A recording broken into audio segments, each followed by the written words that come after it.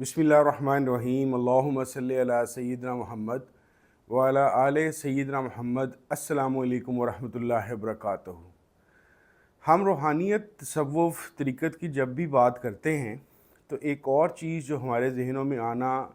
एक आम सी बात है और शायद ज़रूरी भी, कि आखिर तसव्वुफ़, तरीक़त, रूहानियत की ज़रूरत ही क्या है। फ़ी ज़माना जब टेक्नोलॉजी का दौर गुज़र रहा है, आर्टिफिशियल इंटेलिजेंस आहिस्ता आहिस्ता अपनी जगह इस तरीके से बना रही है कि बहुत जल्द शायद हम लोगों की लाइफ का 90% एआई की बनी हुई प्रोडक्ट्स के ऊपर डिपेंडेंट होगा। ऐसे में आखिर हमारे अंदर ये जो रुझान या मिलान है तसव्वुफ़ या तरीक़त या रूहानियत से मुतल्लिक, ये आखिर है क्यों, और किस किस्म के लोग और कौन लोग हैं जो इसकी तरफ मिलान अपना पाते हैं या इसकी तरफ तगोदो करते हैं। मेरी अपने पिछले सारी ज़िंदगी के तजर्बे के बाद मेरे पास जो दो कैटेगरीज़ हैं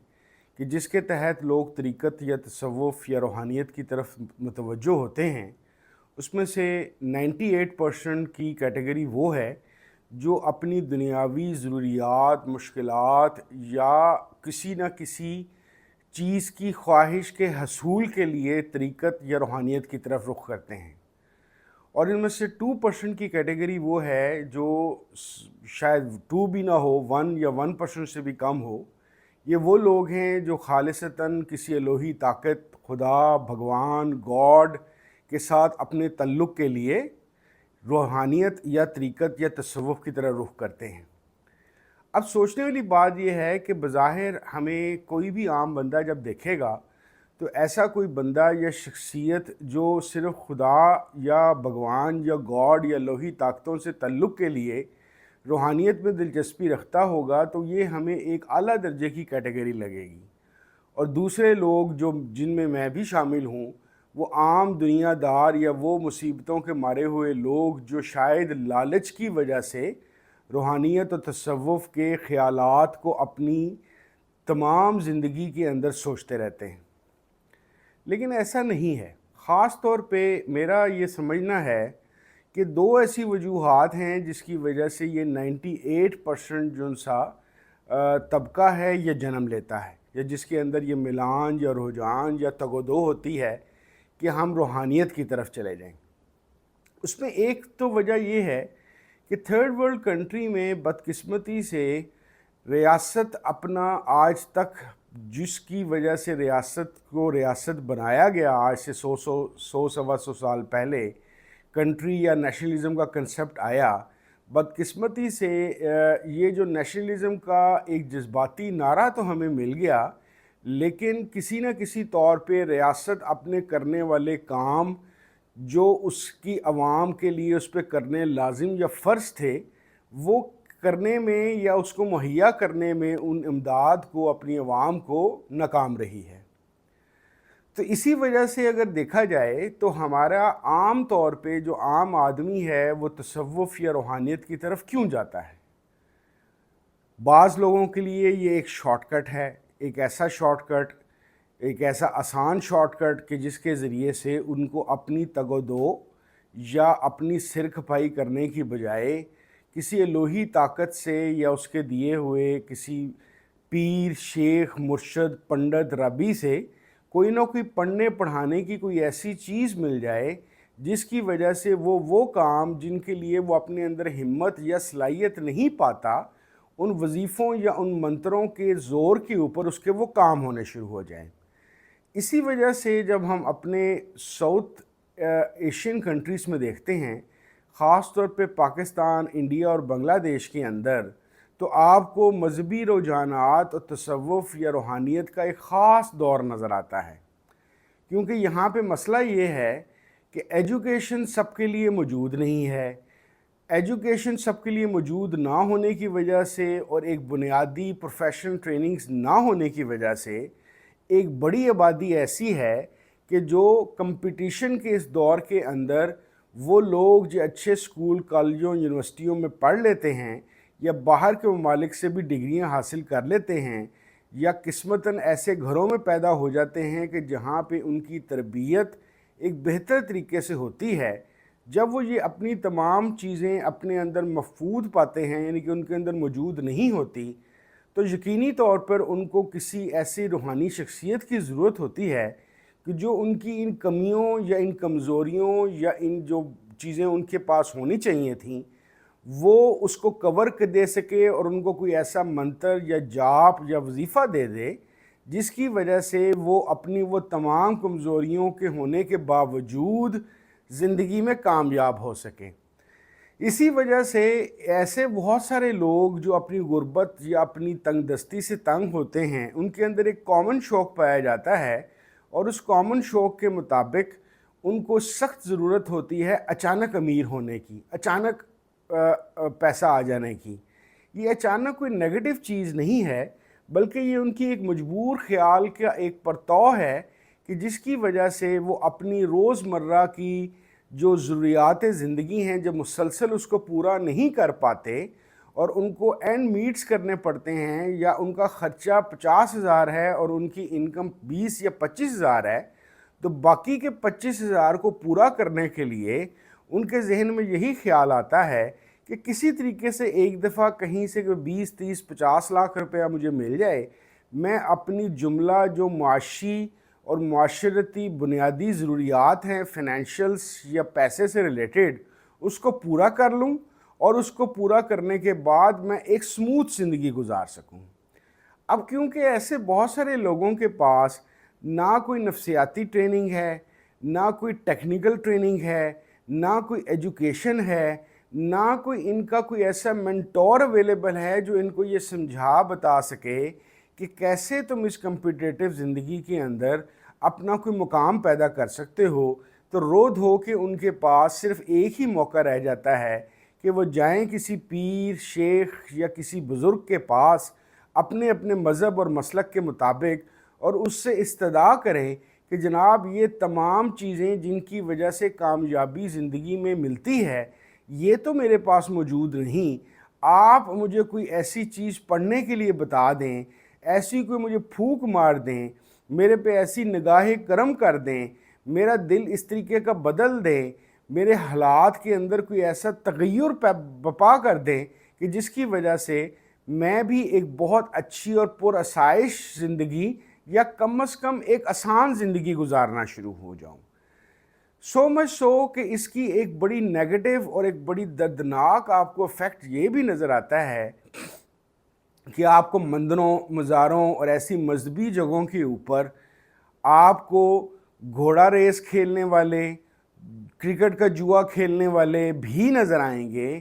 کیونکہ ان لوگوں کو بھی اپنی ایک جواری طبیعت کی وجہ سے یہ امید ہوتی ہے کہ کسی نہ کسی دن ان کا جوا اتنا کامیاب اور اتنا بڑا پیسہ ان کو دے گا کہ ان کی زندگی سہل اور آسان ہو جائے گی۔ کیونکہ یہ ان کی ایک خواب کی دنیا ہے، تو انہوں نے اسی خواب کی دنیا کے اندر ایک روحانی دنیا کو بھی بسایا ہوتا ہے۔ اس روحانی دنیا کو بسانے کی وجہ سے وہ ایسی ہی کسی روحانی شخصیت کو ڈھونڈتے ہیں کہ جو ان کو ریس جیتنے والے گھوڑے کا بتا دے، لاٹری کا وہ نمبر بتا دے جس سے ان کو 10 20 30 لاکھ روپے آ جائے، غرض کہ یہی تمام چیزیں ہوتی ہیں۔ اسی طریقے سے کیونکہ اب میری ایک خاص ایج ہو گئی اور اپنی ملازمت کی وجہ سے میں گاؤں، قصبوں، شہروں میں پھرتا رہا ہوں، تو میں نے ایسی جگہیں پاکستان میں بھی دیکھی ہیں کہ 200 کلومیٹر تک کوئی میڈیکل فیسلٹی ہی اویلیبل نہیں۔ تو ایسے کے اندر جب 200 کلومیٹر کے فاصلے کے اندر آپ کے پاس کوئی میڈیکل فیسلٹی اویلیبل نہ ہو، تو پیسے کمانے کے علاوہ یا ریس کا گھوڑا آپ نے جیتنے کے علاوہ آپ کو زندہ رہنے کے لیے بھی اور اپنی صحت کو برقرار رکھنے کے لیے بھی رو دو کہ ایک روحانی شخصیت ہی رہ جاتی ہے جو آپ کو پھونک مارے اور آپ کو پیناڈول یا پیراسیٹامول یا کوئی بھی اور دوائی جس کو جو نہ اویلیبل ہے اور نہ آپ اس کو افورڈ کر سکتے ہیں، اس ایک پھونک سے یا اس ایک نظر کرم سے آپ کی بیماری بھی رفع ہو جائے۔ مزید بات کریں تو ایسا یہ مت سمجھیے گا کہ یہ صرف کوئی غریب لوگوں کا یا لوور مڈل کلاس کا مسئلہ ہے۔ یہ جو 98% ہے، یہ جو خواب کی دنیا کی وجہ سے روحانیت کو پسند کرتے ہیں، یہ 98% کے اندر آپ کا مڈل کلاس، आपका अपर मिडिल क्लास और आपका अमीर तबका भी है, क्योंकि इनके साथ भी यही ट्रेजेडी है कि थर्ड वर्ल्ड कंट्री का एक बशिंदा होने की वजह से इनकी तरबियत या तालीम का वो बंदोबस्त ही नहीं किया गया कि जिसकी वजह से ये सीख सकें कि मुश्किल हालात के अंदर अपने आप को सब्र किस तरह दिलाते हैं, रुकते कैसे हैं, मुश्किल हालात को टैकल कैसे किया जाता है, उसके अंदर compete किस तरीके से किया जाता है। तो नॉन ट्रेंड होने की वजह से, कंपटीशन की ट्रेनिंग ना होने की वजह से आपका जो अपर मिडिल क्लास या लोअर मिडिल क्लास के अलावा जो मिडिल क्लास और एलीट क्लास है, वो भी अक्सर आपको बाबों मज़ारों के ऊपर घूमता फिरता नज़र आएगा।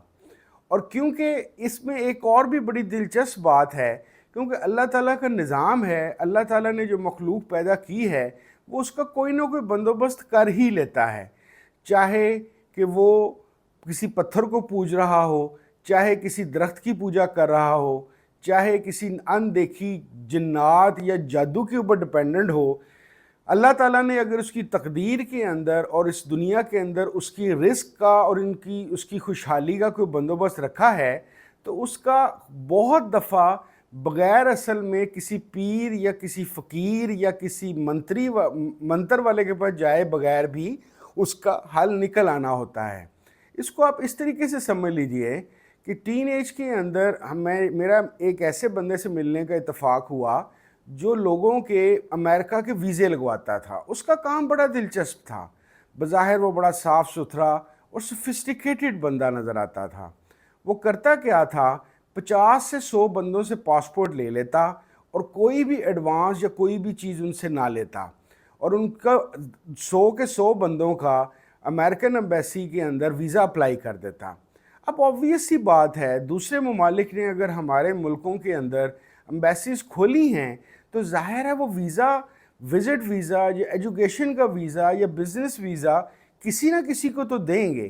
तो होता क्या था, उन मलिक साहब का कमाल ये था कि 100 बंदों का पासपोर्ट भेजते, उसमें से 5, 7, 9 बंदों का उनका वीज़ा लग जाता और वो फ़ी बंदा 10 लाख रुपया ले लेते और उनका कारोबार चलता रहता। इसी तरीके से बहुत सारे जो रूहानी बाबे हैं उनका काम भी इसी तरीके से चल रहा होता है कि करना अल्लाह ताला की ज़ात नहीं होता है, अल्लाह ताला ने रहम करना होता है, या तकदीर में एक मुश्किल के बाद आसानी पहले से ही लिखी होती है। किसी न किसी एक्सीडेंट की वजह से आप यूँ समझ लीजिए कि जिस दिन आपका काम होना है अल्लाह की तरफ से ही, एक दिन पहले आप किसी मंत्र वाले बाबा जी के पास पहुँच गए, उन्होंने आपको मंत्र बताया और अगले दिन आपका काम हो गया। तो आपने तमाम ज़िंदगी के लिए पक्का हो जाना है उस मंत्र पे और उस बाबा जी के ऊपर। ये वाली भी जो रुख है, ये रुख भी असल में रूहानियत से कोई ताल्लुक़ नहीं रखता, बल्कि मैं इसको एक तुक्का सिस्टम समझता हूँ। एक ऐसा तुक्का सिस्टम जो अल्लाह ताला की कायनात के अंदर स्ट्रक्चरली पहले से ही मौजूद है और बहुत सारे लोगों ने इसको अपने रिस्क कमाने का तरीक़ाकार बना लिया है। तो लुब्बे लुबाब मैं सिर्फ आज ये बात आपके पेश करना चाहता था कि हमें 98% लोग जो रूहानियत की तरफ जा रहे हैं और ख़ास तौर पे उनका ताल्लुक़ थर्ड वर्ल्ड से है, हमें उनकी इन हरकतों या इन कोशिशों का मजाक नहीं उड़ाना चाहिए, ना हमें इन्हें कोई कमतर इंसान समझना चाहिए। ये यहाँ की रियासत की नाकर्दा चीज़ें हैं या अमाल हैं जिसकी वजह से उनको ऐसी ज़िंदगी गुजारनी पड़ती है और फिर उसका वो ये हल निकालते हैं। दैट इज़ वाई वो जो 2% है ये उसकी तरफ तवज्जो नहीं देते। अब एक और मज़ेदार बात जो पिछले कुछ सालों में मैंने सीखी रूहानियत के हवाले से, कि अभी सारा का सारा मजमून मैं आपके सामने थर्ड वर्ल्ड कंट्री का बता रहा था। कितनी दिलचस्प बात यह है कि मेरे अमेरिका, यूरोप, यूके के जानने वाले जो फर्स्ट वर्ल्ड कंट्रीज़ कहलाते हैं, वहाँ पे भी बाबा जियों का काम इस तरीके से भी चल रहा है। वहाँ पे भी लोगों के लिए रूहानियत असल में एक शॉर्टकट भी है और एक ऐसा तरीक़ाकार है जिसमें अपनी मेहनत ना करनी पड़े। मज़ेदार बात यह है कि ये वो जगह हैं कि जहाँ पे रियासत अपना काम कर रही है, लेकिन लोग अपनी तबी ज़रूरतों की वजह से اور اپنے رجحان اور ملان کی وجہ سے شارٹ کٹ کی تلاش کے اندر یہاں بھی چلے جاتے ہیں۔ اس کے متعلق کہ یہ ان ریاستوں میں یہ ایسا کیوں ہوتا ہے، میں اس پہ ایک علیحدہ ایپیسوڈ کروں گا۔ فی الحال میں آپ کو بتاتا ہوں کہ کیسے بعض لوگ 2% کی طرف چلے جاتے ہیں۔ 2% پہ جانے والے لوگ وہ لوگ ہوتے ہیں کہ یہ ان میں سے جو اکثریت ہے 99%، وہ اسی 98% کا حصہ ہوتے ہیں، لیکن اللہ تعالیٰ کی طرف سے ان کو رحمت یہ ہوتی ہے کہ ایک سرٹن سٹیج کے اوپر جا کے جب ان کی مالی اور معاشی اور معاشرے کی عزت والی تمام ضروریات پوری ہو جاتی ہیں، تو پھر یہ آہستہ آہستہ یہ بات سوچنا شروع کرتے ہیں کہ شاید اس روحانیت کا یا تصوف طریقت کا پیسے کے لین دین یا اپنی ذاتی زندگی کی ضروریات پورا کرنے کے علاوہ بھی کوئی مقصد ہو سکتا ہے۔ تو پھر یہ آہستہ آہستہ اس 2% کی طرف اپنا سفر شروع کرتے ہیں، لیکن ایسا 2% کے اندر شامل ہونا یہ بہت زیادہ ڈپینڈ کرتا ہے کہ آپ جس پیر صاحب، شیخ صاحب، کسی ربی، کسی پنڈت، کسی مولوی جس کے پاس گئے ہیں، اس کی اپنی شخصیت کیا ہے۔ سب سے زیادہ ضروری چیز یہ ہے کہ کیا وہ خود سے اس 2% سے تعلق رکھتا ہے یا 98% سے تعلق رکھتا ہے، کیونکہ اگر وہ خود بھی بیچارہ 98% سے تعلق رکھتا ہے اور اس کے لیے روحانیت اور تصوف خود ہی ایک شارٹ کٹ ہے جس کی وجہ سے اس کو بغیر کوئی کام کیے لوگوں کے پیسوں سے اس کی ایک پرشائش زندگی گزر سکتی ہے پیر بنتے ہوئے، تو وہ آپ کو 2% میں بھلا کیا مدد دے گا۔ 2% کے اوپر والے لوگوں کے لیے کامل پیر کی ضرورت ہوتی ہے، اور وہ کامل پیر کو کیسے ڈھونڈا جاتا ہے اور کیسے وہ ملتا ہے، اس کے لیے ایک دفعہ علیحدہ سے ایک ایپیسوڈ کرنی پڑے گی۔ بہت شکریہ۔ السلام علیکم ورحمۃ اللہ وبرکاتہ۔